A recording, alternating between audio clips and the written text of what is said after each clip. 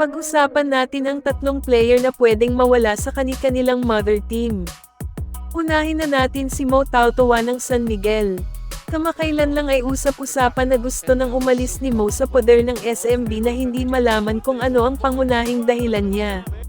Kung tutuusin ay nasa magandang team na siya, at San Miguel ang nagbigay sa kanya ng 2 kampyonato.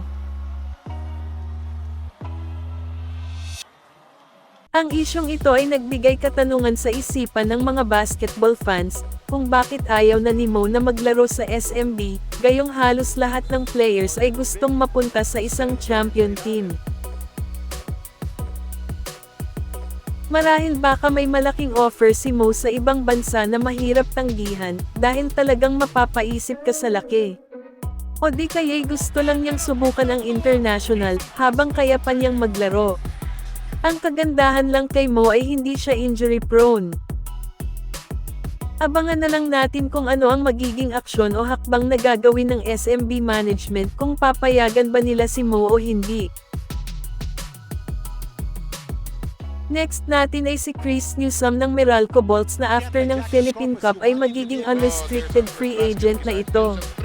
And this time ay ayaw na ng Meralco na magaya si Chris kay John Pinto na mawawala sa kanila ng walang kapalit.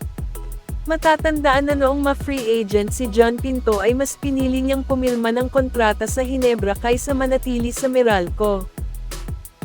Pag nagkataon ay baka sa Hinebra din ang bagsak ni Chris, lalo pat gusto niya ring maglaro sa barangay, at ang maganda pa nito ay gusto siyang player ni Coach Tim.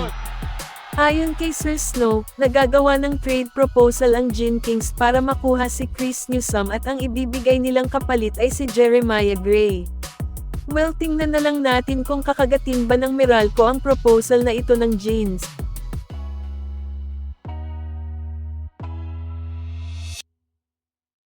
Panghuli natin ay si Troy Rosario ng Blackwater Bossing, na malapit na ring ma-unrestricted free agent.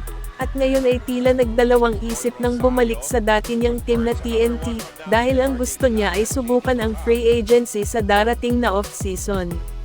For sure maraming team ang magkaka-interest sa kanya at isa na dyan ang SMC.